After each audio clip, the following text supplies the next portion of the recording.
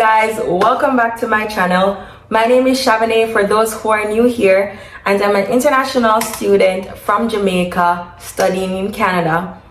Today's video is about the process of coming to Canada and why I chose Canada. So if you're interested, please like my video, subscribe, leave a comment, and please turn on your notification bell so you could be notified every time I post a video.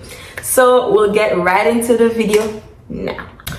So first, I want to talk about why I chose Canada. So at the time, I wanted to study abroad. I did not want to go to like university in Jamaica, and there were two options: to go to the States or go to Canada. I did not want to go to the States because the States,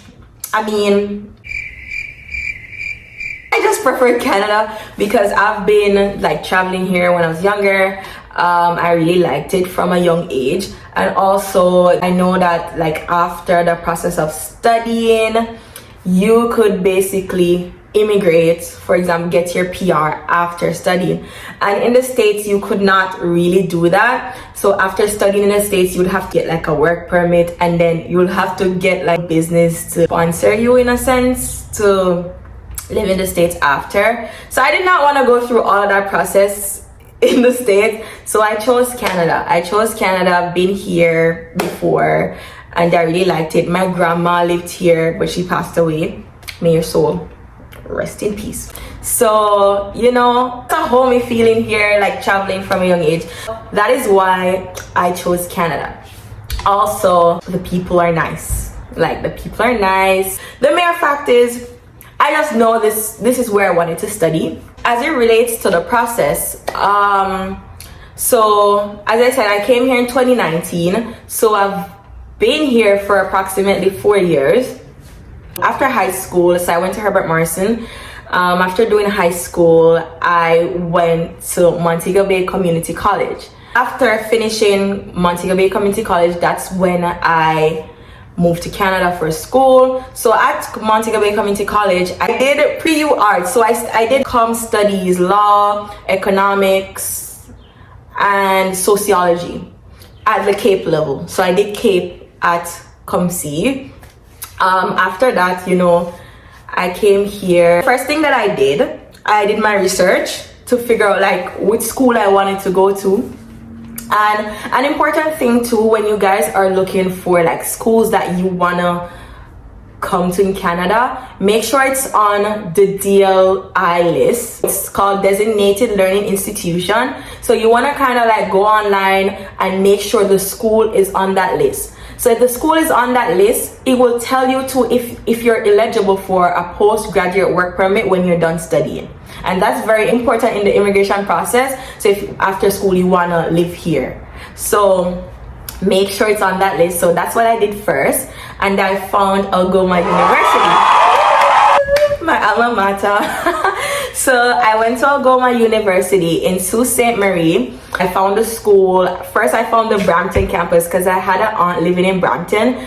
And when I found the Brampton campus, it was unfortunate that they didn't offer law. And at the time, I was still deciding whether I want to go the law route or the econ route. So I just wanted a school that had those two programs. So the Brampton campus, they only had like computer science. Was there computer science? Yeah, they only had computer science, I think. I'm not sure, don't quote me. But they didn't have a lot of program because it was pretty new. But the Sault Ste. Marie campus, that had like the law, the econ. I'm like, okay, I'm just gonna go to that one. Also, it was a reasonable school in terms of price. Other schools are super like, school as an international student, the tuition is expensive, but like York University, University of Toronto, oh child, that tuition is up here. So I chose something that was within my affordability, what I could afford. So what I did, I went on the website. I found the different programs and see if I was eligible. So I did CAPE. So as a result, I was able to transfer some of my credits from CAPE. So I got 12 transfer credit. I could have gotten like 18, but I didn't do sociology unit 2. So I only had 12. So they didn't count sociology. They only counted 2 units of law, 2 units of econ, com studies, and what was the next one? Caribbean studies. Yeah. So I had 12 transfer credits.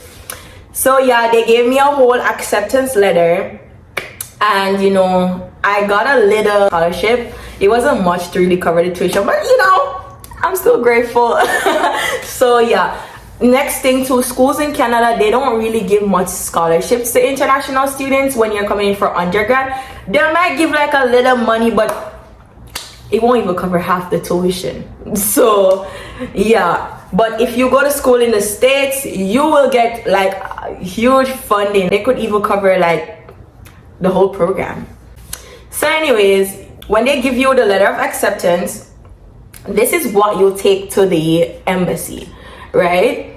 I think I want to do a video where I show you the process of creating your account, the GC key account or the sign-in partner account to apply for study permit, because I think now you don't do it in person. At the time I did it in person at Iron Shore in Montego Bay, because that's where I'm from, but now you could do it online.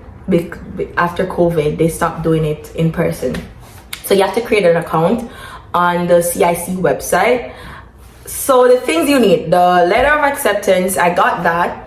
After that, you need to show that you can fund yourself in Canada. So I had to get like bank statement, or if you have businesses or assets, anything of that sort, you have to present those documents so they could know that you'll be okay in Canada. You won't be there relying on the system to take care of you. They want to know you're financially stable to study in Canada. So I had to get all of that. I had to get pay stub that's good as well. Even if you're funding yourself, you would present that pay stub. But at the time, my parents funded me, so they presented all their documents. Also guys, I wanted you to know that come to school here, if you're doing a 1-year program, some people, what they do is at least get the 1-year tuition and at least have little money for like accommodation, all of that. And on the Canada.ca page, they recommend that you have like 1-year tuition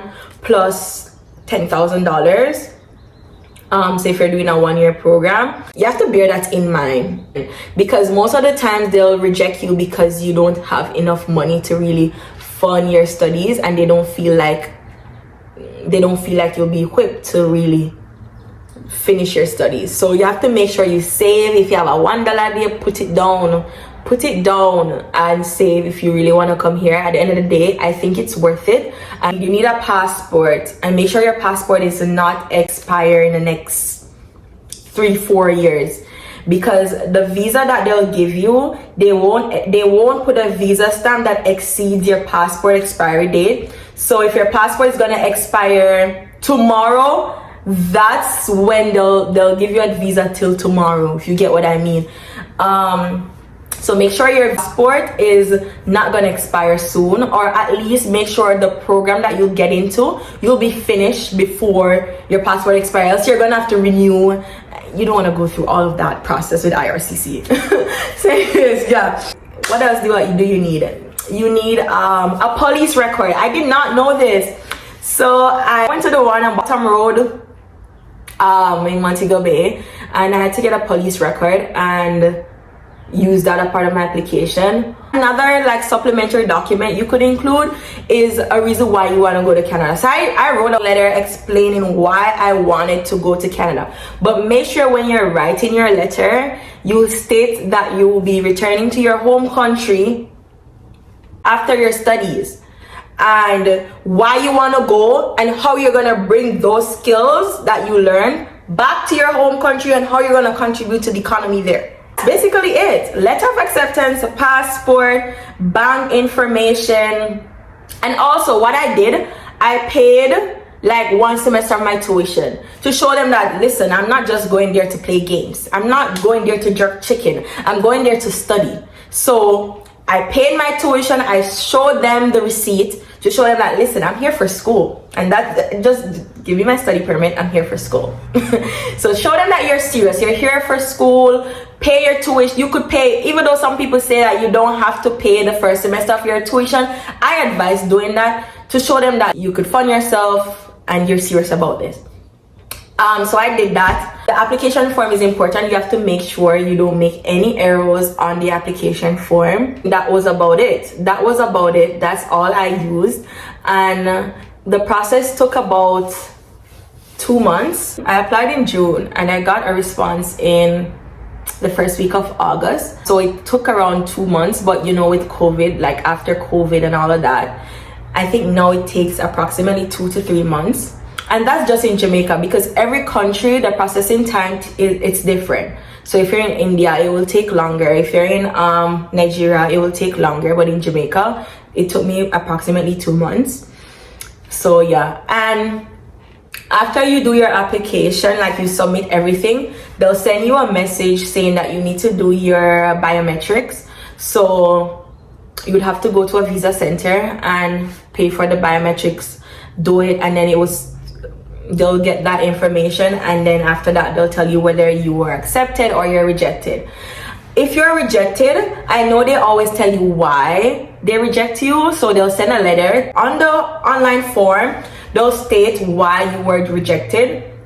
But people, if you're applying, we're manifesting this, you won't get rejected.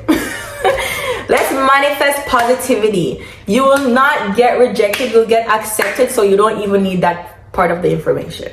So hope you guys got the gist on how to apply for a study permit. As I said, I'm gonna do a tutorial, maybe the next video, I'll try my best, on how to like make an account, how to look if a school is on the DLI list. So I hope you enjoyed my video. Please remember to like, please remember to share, please remember to comment, subscribe, and hit that notification bell so you could be notified every time I post a video. Bye.